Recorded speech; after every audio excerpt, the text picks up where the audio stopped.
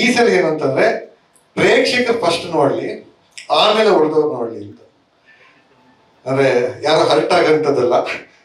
ಯಾಕಂದ್ರೆ cinema ಬದುಕಿರೋದೆ ಪ್ರೇಕ್ಷಕರಿದ್ರೇ cinema ಇರುತ್ತೆ. Cinema makers ಮತ್ತೆ ಪ್ರೇಕ್ಷಕರು ಒಂದು ಗಾಡಿಗೆ 2 ಚಕ್ರಗಳಿದ್ದಂಗೆ. ಅವೆರಡು ಒಂದು ಈಕ್ವಲ್ ಆಗಿ ಹೋದ್ರೆ ಮಾತ್ರ ಸಿನಿಮಾ ಚಿತ್ರರಂಗ ಮುಂದಕ್ಕೆ ಭವಿಷ್ಯ ಅಂತ ನೋಡ್ಬೋದು. ಒಂದು ವೀಲ್ ಸೈಡ್ ಹೊರಟೋದ್ರೆ ಇನ್ನೊಂದು ಗಾಡಿ ಇಡೀ ಬಾಡಿ ಅಲ್ಲೇ ಉಳ್ಕೋಬೇಕಾಗತ್ತೆ, ಇಲ್ಲಾಂದ್ರೆ ಅದು ದಿಕ್ಕು ದಿಸೆ ಇಲ್ದಿರ ಹೋಗ್ಬಿಡುತ್ತೆ ಅಂತ.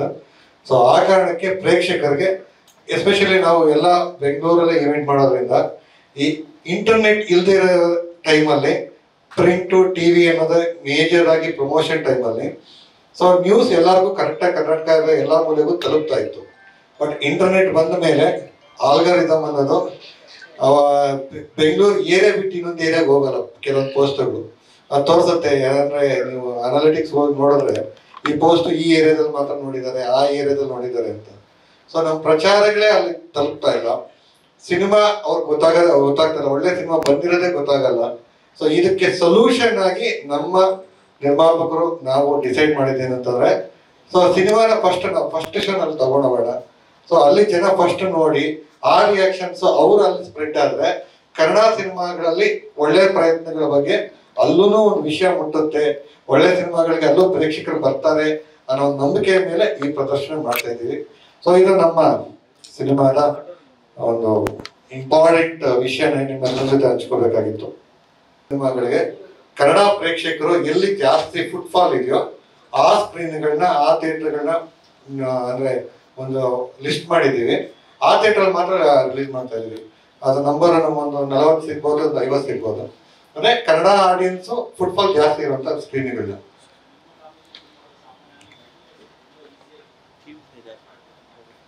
ಅಲ್ಲ ಇಲ್ಲ ಸರ್, ಆ ತರದೇನಿಲ್ಲ. ನಮ್ಮ ಮೊದಲನೇ ಸಿನಿಮಾ ಚಿತ್ರದುರ್ಗ, ರಾಯಚೂರಿಂದ ಹಿಡಿದು ಗುಲ್ಬರ್ಗಾದಿಂದ ಹಿಡಿದು ಬೆಳಗಾವಿಯಲ್ಲಿ ನಮ್ಮ ಸಿನಿಮಾ 40 ದಿವಸ ಓಡಿದೆ ಅನ್ನೋದು ನಮ್ಮಿಬ್ಬರು ಕಾಂಬಿನೇಷನ್ ಹೆಮ್ಮೆ. ಆಕ್ಟ್ 1978 ಮಂಗಳೂರಲ್ಲಿ 2 ತಿಂಗಳು ಓಡ್ತು ಕೋವಿಡ್ ಟೈಮಲ್ಲಿ.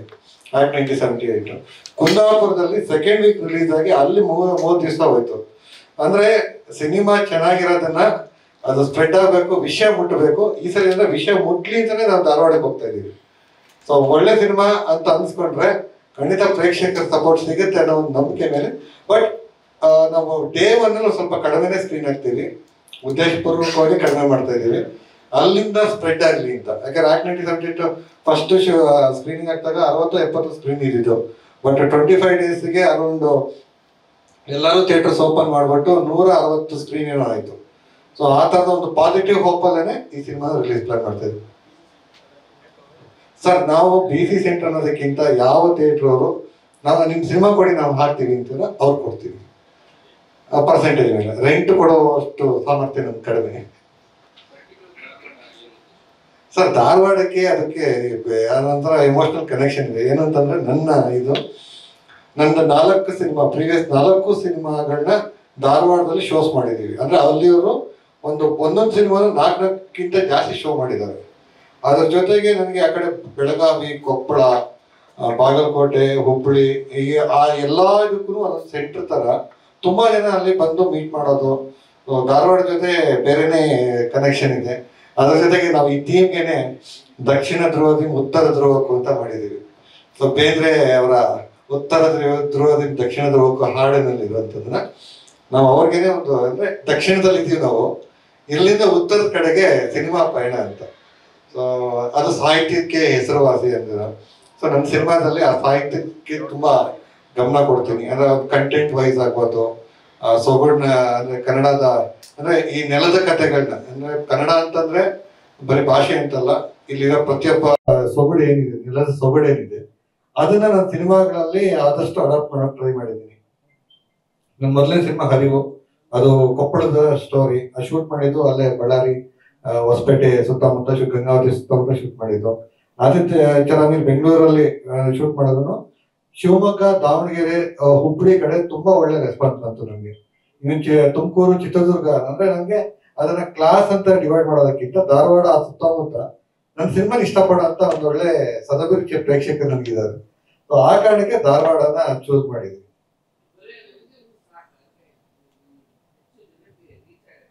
ಇಲ್ಲ ಇಲ್ಲ, ಅಂದ್ರೆ ನಾವು ಅದೊಂದು ಸಿಂಬಾಲಿಕ್ ಆಗಿ ಮಾಡ್ತಾ ಇದೀವಿ ಸರ್. ಯಾಕಂತಂದ್ರೆ ನಾವು ಒಟ್ಟಿಗೆನೆ 10 ಶೋ ಮಾಡೋಂತ ನೇಮ್ ಅಂಡ್ ಫೇಮ್ ನಮ್ಮಲ್ಲಿ ಯಾರಿಗೂ ಇಲ್ಲ.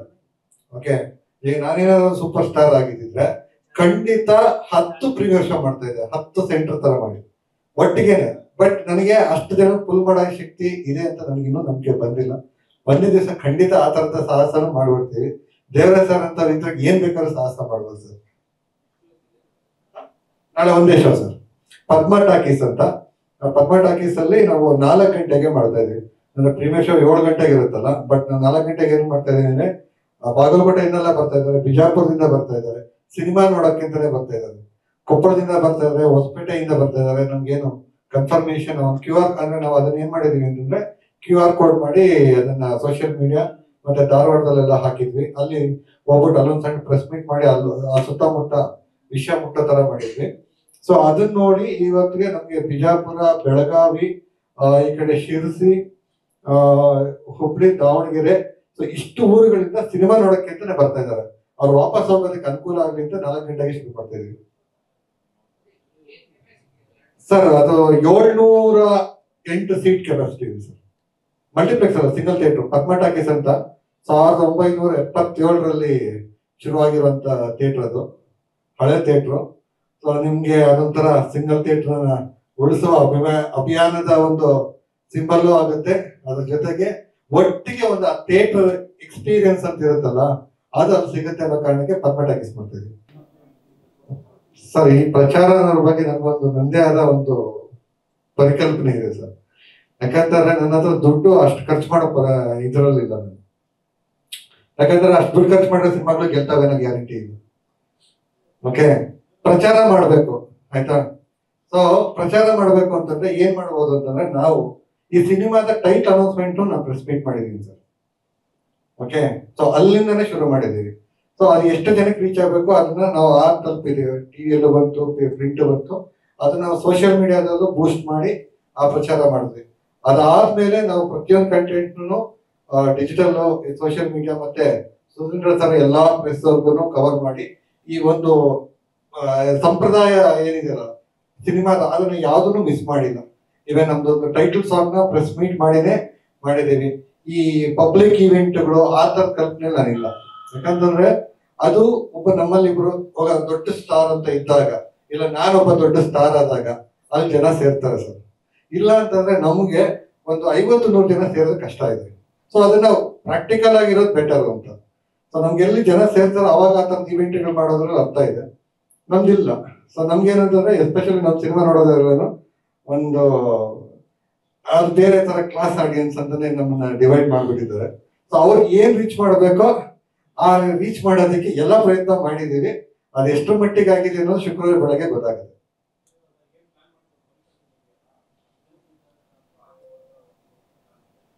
ಇಲ್ಲ, ನನ್ನ ಸಿನಿಮಾದ ಫಸ್ಟ್ ಆಡಿಯನ್ಸ್ ನಾನು ಟಾರ್ಗೆಟ್ ಮಾಡಿರೋದು.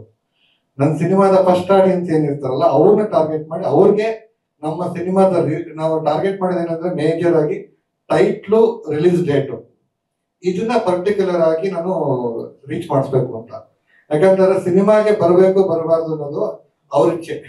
ನಮ್ದು ಸಾಂಗ್ ನೋಡಿ ಅವ್ರಿಗೆ ಇಷ್ಟ ಆಗಿ ಬರ್ಬೋದು, ಇಲ್ಲ ಟ್ರೈಲರ್ ನೋಡಿ ಇಷ್ಟ ಆಗಿ ಬರ್ಬೋದು, ಇಲ್ಲ ನನ್ನ ಸಿನಿಮಾನ ಪ್ರೀವಿಯಸ್ ಸಿನಿಮಾ ನೋಡಿ ಪ್ರೀವಿಯಸ್ ಸಿನಿಮಾಗಳು ನೋಡಿರೋರು ಇಷ್ಟಪಟ್ಟು ಬರ್ಬೋದು, ಇಲ್ಲ Devaraj sir D creation credibility ನೋಡ್ಕೊಂಡ್ ಬರ್ಬೋದು. ಡಿ ಕ್ರಿಯೇಷನ್ ಅನ್ನೋ ಒಂದು ಲೋಗೋ ನೋಡಿ, ಇಲ್ಲ ವಿಜಯ್ ಕೃಷ್ಣ ಅವ್ರದ್ದು ಹಿಂದಿ ಸಿನಿಮಾ ನೋಡಿರೋ ಆಡಿಯನ್ಸ್ ಇರ್ಬೋದು, ಇಲ್ಲ ಕನ್ನಡ ಸೀರಿಯಲ್ ನೋಡಿರೋ ಆಡಿಯನ್ಸ್ ಇರ್ಬೋದು, ಅವ್ರು ಬರ್ಬೋದು. ಅದನ್ನ ಪ್ರೆಡಿಕ್ಟ್ ಮಾಡಕ್ಕಾಗಲ್ಲ ಯಾರು ಯಾಕೆ ಬರ್ತಾರೆ ಅಂತ.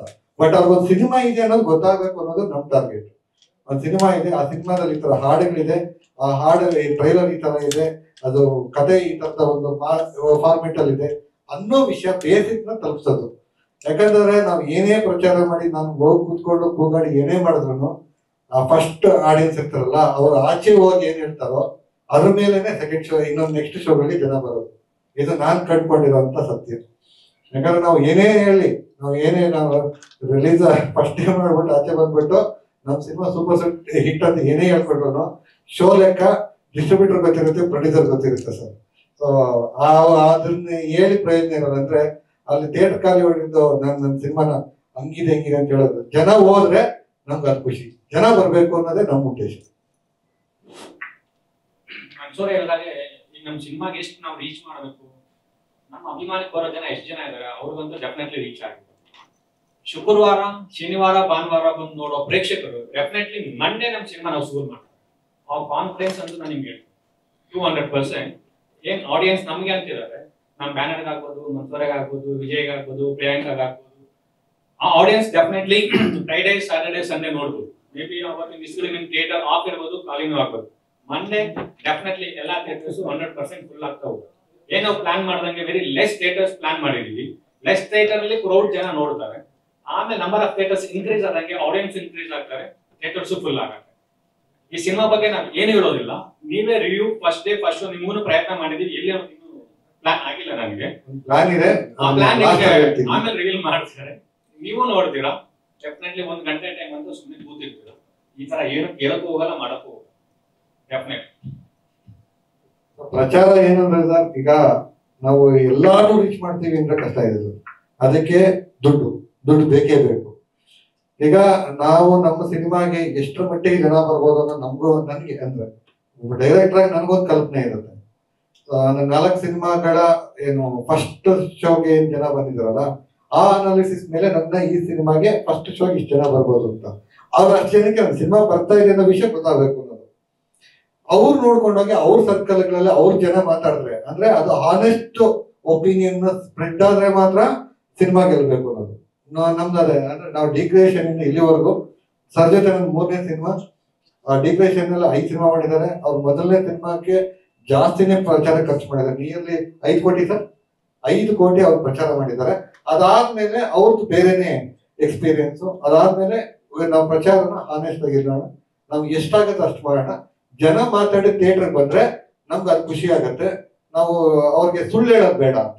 ಬೇಸಿಕಲಿ ಹೇಳಂತಂದ್ರೆ ಪ್ರಚಾರದ ಹೆಸರಲ್ಲಿ ಸುಳ್ಳು ಹೇಳೋದು ಬೇಡ ಅನ್ನೋದು ನಮ್ಮ ದೇವರಾಜ್ ಸರ್ದು ನನ್ನ ಒಪಿನಿಯನ್. ಸೊ ಅದನ್ನ ಮೇಂಟೈನ್ ಮಾಡ್ತಾ ಇದೀವಿ ಅಷ್ಟೇ.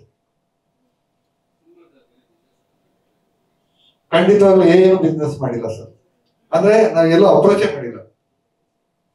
ಅಂದ್ರೆ ನಮ್ಗೆ ಬಂದಿದೆ ಕಾಲ್ಸ್ ಬಂದಿದೆ, ಏನೇನು OTTದು ರೆವಿನ್ಯೂ ಶೇರ್ ಮಾಡೆಲ್ಗೆ ಅದಕ್ಕೆಲ್ಲ ಬಂದಿದೆ. ನಾವಿನ್ನೂ ಅದ್ರದ್ದು ಬಿಸ್ನೆಸ್ ಮಾಡಲ್ ಹೋಗೇ ಇಲ್ಲ. ಯಾಕಂದ್ರೆ ಈ ಸಲ ನಮ್ಮ ಉದ್ದೇಶ ಇರೋದು ಮುಖ್ಯವಾಗಿ, ನಾನು ಈ ಸಿನಿಮಾ ನನ್ನ ಮೇಕಿಂಗ್ ಸ್ಟೈಲ್ ನ ಚೇಂಜ್ ಮಾಡ್ಕೊಂಡಿದ್ದು, ಈ ತರದೊಂದು ಕಥೆನ ಆಯ್ಕೆ ಮಾಡ್ಕೊಂಡಿದ್ದು, ಮಾಡ್ಬೇಕಂತಿರೋದು ಥಿಯೇಟರ್ ಜನ ಬರಬೇಕು. ಸೊ ನಾವು ರಿಕವರಿನ ಅಲ್ಲಿಂದನೇ ಸ್ಟಾರ್ಟ್ ಮಾಡ್ಬೇಕು ಫಸ್ಟ್. ಅದಾದ್ಮೇಲೆ ಉಳಿದಿದ್ದು ಏನ್ ಸಿಗುತ್ತೋ, OTT ಸಿಗುತ್ತಾ, ಸ್ಯಾಟಲೈಟ್ ಸಿಗುತ್ತಾ, ಅದೆಲ್ಲ ಆಮೇಲೆ. ಯಾಕಂತಂದ್ರೆ ಅದನ್ನ ನಂಬ್ಕೊಂಡು ಆಡಿಯನ್ಸ್ ಇಗ್ನೋರ್ ಮಾಡಿದ್ರೆ ನಾವು ನೆಕ್ಸ್ಟ್ ಸಿನಿಮಾ ಮಾಡಕ್ಕಾಗಲ್ಲ ಅಂತ. ನಾವು ಫಸ್ಟ್ ಜನಗಳು ನಂಬ್ಕೊಳ್ಳೋಣ, ಅವ್ರು ಎಷ್ಟು ಕೊಡ್ತಾರೋ ಪ್ರೀತಿ, ಅದು ಎಷ್ಟು ನಮ್ಗೆ ಸಕ್ಸಸ್ ಸಿಗುತ್ತೋ ಅದನ್ನ ಫಸ್ಟ್ ನಾವು ಒಂದು ಬ್ಯಾಂಕ್ ಮಾಡ್ಕೊಳ್ಳೋಣ. ಅಂದ್ರೆ ಡಿಕ್ರಿಯೇಷನ್ ದೇವರಾಜ್ ಸರ್ ಅಲ್ಲಿ ಆ ಪ್ರೊಡಕ್ಷನ್ ಅಲ್ಲಿ ಒಬ್ರು ಡೈರೆಕ್ಟರ್ ಮನ್ಸನ್ನ ಮಾಡ್ತಾರೋ, ವೀರೋ ಮಾಡ್ತಾರೋ, ಇನ್ ಯಾರೇ ಮಾಡ್ಲಿ, ಆ ಸಿನಿಮಾಗಳಿಗೆ ಒಂದು ಆಡಿಯನ್ಸ್ ಅಂತ ಒಂದು ಬ್ಯಾಂಕ್ ಆಗ್ಬೇಕು. ಸೊ ಆ ಬ್ಯಾಂಕ್ ಆದ್ರೆ ಅಲ್ಲಿ ಒಂದಷ್ಟು ಜನ ಬರ್ತದೆ. ಈಗ ಎಕ್ಸಾಂಪಲ್ ನಿಮ್ಗೆ ಇಂಟರ್ನ್ಯಾಷನಲ್ ಪ್ರೊಡಕ್ಷನ್ ಹೌಸ್ ಆಗ್ಬೋದು, ಹಿಂದಿಯಲ್ಲಿ ಆಗ್ಬೋದು, ತೆಲುಗಲ್ಲಿ ಆಗ್ಬೋದು, ಆ ಪ್ರೊಡಕ್ಷನ್ ಹೌಸ್ ನೋಡಿ ಥಿಯೇಟರ್ಗೆ ಹೋಗುವಂತ ಜನ ಇದಾರಲ್ಲ. ಸೊ ಆ ತರದೊಂದು ಬ್ಯಾಂಕ್ ಡಿಕ್ರಿಯೇಷನ್ ಆಗ್ಬೇಕು ಅನ್ನೋದು ನಮ್ದು. ಸೊ ಫಸ್ಟ್ ಅವ್ರು ಬಂದು ಅವ್ರ ಜನ ಮಾತಾಡಿ ಜನಗಳಿಗೆ ಹೇಳಿದ್ರೆ, ನೋಡಪ್ಪ ಈ ತರ ಈ ಬ್ಯಾನರ್ ಸಿನಿಮಾ ಬರುತ್ತೆ ಅಂತಂದ್ರೆ ಈ ತರದೊಂದು ಲಿಮಿಟ್, ಅಂದ್ರೆ ಈ ತರದ ಒಂದು 100% ಗ್ಯಾರಂಟಿ ಇರುತ್ತೆ, ಒಂದು ಕತೆ ಗ್ಯಾರಂಟಿ ಇರುತ್ತೆ, ಒಂದು ಪ್ರೆಸೆಂಟೇಶನ್ ಗ್ಯಾರಂಟಿ ಇರುತ್ತೆ ಅನ್ನೋದು ಫಸ್ಟ್ ಕ್ರಿಯೇಟ್ ಆದ್ರೆ ಆಟೋಮೆಟಿಕ್. ಯಾಕಂದ್ರೆ ಇಲ್ಲಿ ಪ್ರೊಡಕ್ಷನ್ ಹೌಸ್ ಅಲ್ಲಿ ಡೈರೆಕ್ಟರ್ಗಳು ಚೇಂಜ್ ಆಗ್ಬೋದು, ಹೀರೋಗಳು ಚೇಂಜ್ ಆಗ್ಬೋದು, ಪ್ರೊಡಕ್ಷನ್ ಹೌಸ್ ಗಟ್ಟಿಯಾಗಿ ನಿಂತ್ಕೋಬೇಕು. ಆ ಪ್ರೊಡಕ್ಷನ್ ಹೌಸ್ ಎಷ್ಟು ಕ್ವಾಲಿಟಿ, ಈಗ ನಮ್ ಕನ್ನಡದಲ್ಲೇ ಹೊಂಬಾಳೆ ಇದೆ, KVN ಇದೆ, ಪರಂಬ ಇದೆ. ಸೊ ಆ ತರ ಡಿಕ್ರಿಯೇಷನ್. ಯಾಕಂದ್ರೆ 5 ಸಿನಿಮಾ ಕಂಟಿನ್ಯೂಸ್ ಆಗಿ ಮಾಡ್ತಾ ಇದೀವಿ ನಾವು. ವರ್ಷಕ್ಕೆ 2 ಸಿನಿಮಾ ಮಾಡಿದ್ರೆ ವರ್ಷಕ್ಕೆ 1 ಸಿನಿಮಾ ಅಂತೂ ಮಾಡ್ತಾನೆ ಇದೀವಿ. ಸೊ ಆ ತರದ ಒಂದು ಬ್ರ್ಯಾಂಡ್ ಆಗ್ಬೇಕು. ಆ ಬ್ರ್ಯಾಂಡ್ ಅಲ್ಲಿ ಈ ತರದೊಂದು ಕ್ವಾಲಿಟಿ ಸಿನಿಮಾ ಬರ್ಬೇಕು, ಅದು ಒಂದು ವೇದಿಕೆ ಆಗ್ಬೇಕು. ಸೊ ಅದನ್ನ ಆರ್ಗ್ಯಾನಿಕ್ ಆಗಿ ಮಾಡೋಣ ಅಂತ.